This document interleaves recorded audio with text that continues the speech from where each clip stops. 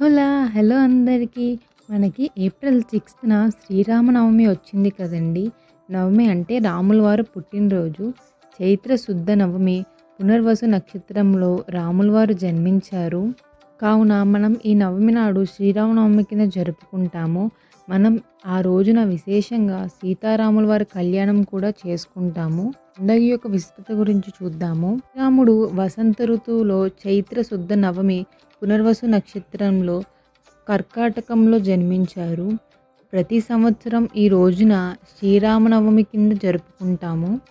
అయోధ్య రాజైన దశరథ మహారాజుకి ముగ్గురు భార్యలు కౌసల్య, సుమిత్ర, కైకేయి అని చెప్పి ముగ్గురు భార్యలు ఉంటారు.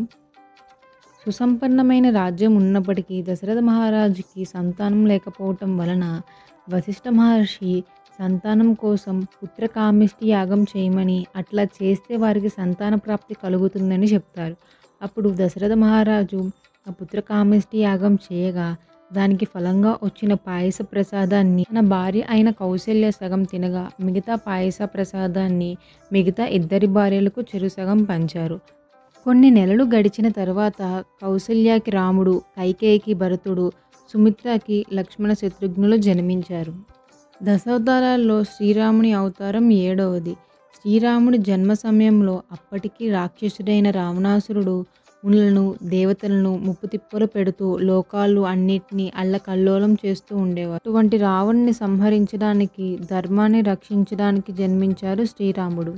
మానవుడు ఎలా ఉండాలి, బంధాలను ఎలా గౌరవించాలి, బంధాలను ఎలా కాపాడుకోవాలో ఆచరించి చూపించారు శ్రీరాముడు. రాముని జన్మదినం అయిన చైత్ర శుద్ధ నవమి నాడు శ్రీరామనవమిగా పూజలు జరుపుకుంటాం. భద్రాచలంలో ఏ రోజైతే శ్రీరామనవమి చేస్తారో అదే రోజున అన్ని ప్రాంతాల్లో శ్రీరామనవమి జరుపుకుంటాం.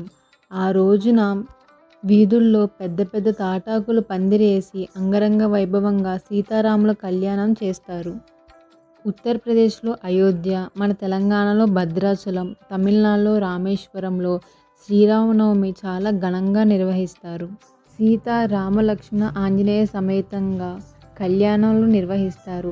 నవమి నాడు కళ్యాణం చేసి మరుసటి నాడు అంటే దశమి నాడు శ్రీరాముని పట్టాభిషేకం చేస్తారు. మన సనాతన ధర్మానికి ఆయుపట్టు రామాయణం. ఆ రామాయణం కథానాయకుడు రాముడు. విష్ణువులో సగం అంశతో జన్మించారు శ్రీరాముడు. పరిపూర్ణ మానవుడు ఎలా ఉండాలో చెప్పే ఆదర్శవంతమైన అవతారం మన రామ అవతారం. మన తెలుగు సాంస్క్రిట్లో ఎన్ని అక్షరాలు ఉన్నా రామ అనే అక్షరం చాలా పవర్ఫుల్ అండి. ఒక్కసారి రామ అంటే విష్ణు సహస్రనామాన్ని చదివినట్టు, విష్ణువుని 1000 సార్లు తలుచుకున్నట్టు. అంత శక్తిగలమైన పదం రామ. మనం రామ అని జపిస్తున్నప్పుడు, రా అని చదివినప్పుడు మన లోపల ఉన్న నెగిటివ్ ఎనర్జీ అంతా బయటికి వెళ్ళిపోయి సమస్త పాపాలు అన్నీ వెళ్ళిపోతాయి. అలానే మా అనగానే మన మౌత్ క్లోజ్ అయిపోయి బయటికి వెళ్ళే నెగిటివ్ ఎనర్జీ మనలోకి రాదు. ఆ రామ అనే 2 అక్షరాల్లో అంత విశేషం ఉందండి. అటువంటి విశేషమైన శ్రీరామనవమి నాడు రాముల వారిని ఏ విధంగా ఆరాధించాలో చూద్దాం. శ్రీరామనవమి నాడు శ్రీరామ రక్ష అని చెప్పి 3 శ్లోకాలు ఉంటాయండి. అవి అందరికీ ఆల్మోస్ట్ తెలిసినవే. ఒకవేళ ఎవరికైనా తెలియకపోతే చాలా సింపుల్ అండి శ్లోకాలు. తప్పకుండా శ్రీరామనవమి నాడు ఈ శ్లోకాలు అనేవి చదువుకోండి. దాంట్లో మొదటి శ్లోకం వచ్చేసి శ్రీరామ రామ రామేతి రమే రామే మనోరమే సహస్రనామ తత్తుల్యం రామనామ వరాననే శ్రీరామనామ వరాననే ఓం నమ ఇది. రెండవ శ్లోకం వచ్చేసి ఆపదామాపహర్తారం దాతారం సర్వసంపదం లోకాభిరామం శ్రీరామం భూయో భూయో నమామ్యహం.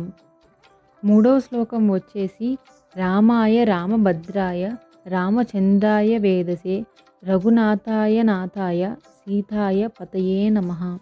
ఈ 3 శ్లోకాలండి శ్రీరామ శ్లోకాలు. చాలా పవర్ఫుల్ అండి ఈ శ్లోకాలు. చదవటం కూడా చాలా సింపుల్. మాకు చదవటం రాదు అనుకునే వాళ్ళు కూడా సింపుల్గా చూసి ఈ శ్లోకాలు అనేవి చదువుకోవచ్చు. తప్పకుండా శ్రీరామనవమి నాడు ఈ శ్లోకాల్లో ఏదో ఒక శ్లోకమైనా ఖచ్చితంగా జపించండి. అలానే ఇప్పుడు పూజా విధానానికి వస్తే మన ఇల్లంతా చక్కగా శుభ్రం చేసుకుని, ఇంటి ముందు మంచి ముగ్గు వేసుకుని, అలానే మన ద్వారలక్ష్మి అంటే గడపని చక్కగా అలంకరించుకుని, మన పూజా మందిరంలో రాముల వారి పటాన్ని శుభ్రం చేసుకుని చక్కగా గంధం, కుంకుమ, పువ్వులతో స్వామివారిని అలంకరించుకోవాలి. ఒకవేళ సీతారాముల వారి విగ్రహం ఉంటే పంచామృతాలు అంటే ఆవు పాలు, ఆవు పెరుగు, ఆవు నెయ్యి, తేనె, పంచదారతో అభిషేకం చేసుకుంటే చాలా మంచిదండి. అలానే ఈరోజు బెల్లం నీళ్ళతో కూడా స్వామివారికి ప్రత్యేకంగా అభిషేకం చేసుకుంటే మంచిది. స్వామివారిని తులసి దళాలతో పూజిస్తే లక్ష్మీ కటాక్షం కలుగుతుంది. చక్కగా ఆవు నెయ్యి లేదా నువ్వుల నూనెతో దీపారాధన చేసుకోవచ్చు. ఓపిక ఉన్నవాళ్ళు బియ్యపిండితో కూడా దీపాలను చేసుకొని వెలిగిస్తారండి. బియ్యపిండితో దీపాలు ఎలా చేసుకుంటారంటే మనం చలిమిడి ఎలా చేస్తామో అట్లానేనండి. ముందుగా బియ్యపిండి తీసుకుని దాంట్లో ఆవు నెయ్యి, బెల్లం వేసుకొని ఆవు పాలతో ముద్దలా చేసుకోవాలండి. దాంతోనే మనం బియ్యపిండి దీపాలు చేసుకొని ఆ దీపాల్లో ఆవు నెయ్యి వేసుకొని వెలిగించుకోవచ్చు దీపాలు. అదే కొంచెం పక్కన పెట్టుకుంటే చలిమిడి ప్రసాదం కూడా అవుతుందండి. అలానే ఈరోజు స్వామివారికి చలిమిడి, వడపప్పు, పానకం ఇవి ప్రసాదాల కింద స్వామివారికి నివేదించుకోవచ్చు. బియ్యపిండి దీపాలు కొండెక్కిన తర్వాత వాటిని ఏం చేయాలని చెప్పి చాలామందికి సందేహం ఉంటుందండి. బియ్యపిండి దీపాలు కొండెక్కిన తర్వాత మనకి ఏమన్నా గోమాత ఉంటే గోమాతకు పెట్టచ్చండి. లేకపోతే ఏవైనా నదీ ప్రవాహంలో అయినా బియ్యపిండి దీపాలు అనేవి వేసేయచ్చు. అలానే శ్రీరామనవమి అంటే అందరికీ గుర్తొచ్చే ప్రసాదం పానకం.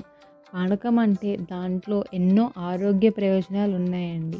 మనకి శ్రీరామనవమి వేసవి కాలంలో వస్తుంది. ఈ పానకాన్ని ఈ వేసవి కాలంలో స్వీకరించడం వల్ల వేసవి తాపం, సన్ స్ట్రోక్, హీట్ స్ట్రోక్ రాకుండా మన బాడీని హైడ్రేటింగ్గా ఉంచుతుంది. అలానే రక్తపోటు, బీపీ ఉన్నవారికి కూడా ఈ పానకం తీసుకోవడం వలన చాలా హెల్త్ బెనిఫిట్స్ అయితే ఉంటాయి. అనే శ్రీరామనవమి అంటే ప్రతి గుడిలోని ఖచ్చితంగా కళ్యాణం అనేది నిర్వహిస్తారండి. మన ఇంట్లో పూజ అయిపోయిన తర్వాత మనం ఏ గుడిలో అయినా కళ్యాణం జరిగితే ఆ గుడికి వెళ్ళి మనం కళ్యాణం చూస్తే చాలా మంచిదండి. తప్పకుండా మీకు దగ్గరున్న ఆలయానికి వెళ్ళి సీతారాముల కళ్యాణం అనేది తప్పకుండా చూడండి. చాలా బాగా చేస్తారు ప్రతి గుడిలో సీతారాముల కళ్యాణం. మరుసటి నాడు పట్టాభిషేకం కార్యక్రమాలు కూడా ప్రతి గుడిలో నిర్వహిస్తారండి.